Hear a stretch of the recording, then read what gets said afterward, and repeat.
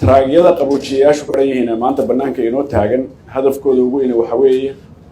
in dadka xeebaha degan ay uga faa'iideystaan kalluunka ay tabcadaan ama ay soo qabsadaan inay keenaan meelaha ay ugu iibgelayo arrinkaasuna arrin muhiima weeye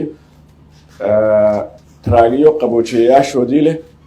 oo lagaga soo qaadayo meelaha fogfog ee kalluunka laga soo dabto lagu keenayo meelaha suuqa iyo market ku yaallo fikirkaas annagaa keenay waxaan halkan ka sheegi doonaa haddii ilaahay idmo in mashruucan uu soo dhammaaday maantana gabagabadiisii la joogo aan halkan ku xidhi doono gaadiidkan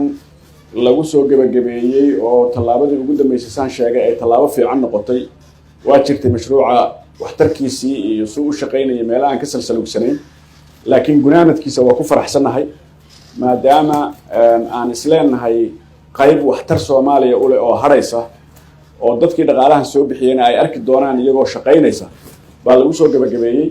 waxaan maanta halkan rabaa inaan ka sheego inaan kala wareegnay gaadiidkaas as federaal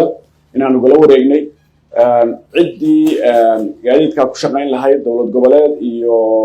private sector hadday noqotana annaga haddii ilaahay idinku sii wareejinayna ku xisaabtamayna mashruucaana halka aan kusoo gabagabeynay gaadiidkaana aan saa kula wareegno mar labaad iyo mar saddexaad waxaan u mahadcelinayaa baashtoorka iyada oo runtii dadaal badan iyo inta badan waqti badan geliya howlaha Soomaaliya waxaan kaloo u sheegaynaa mashaariicda noocan oo kale ah Soomaaliya badeedu waa badihi waxay u baahan tahay iyadoo la ilaalinayo lana xaq dhowrayo madax banaanida Soomaaliya iyo sidii dawladda Soomaaliya ay ugu tala gashay inay ula macaamisho cidii kalluunka Soomaaliya rabta haddana in waxaan u baahanahay in nala ku support gareeyo sidii aan ula dagaalami lahayn illegal fishing iyo waxyaabaha la halmaala iyo sidii aan uga faa'iideysan lahayn khayraadka badda yaala si sax ah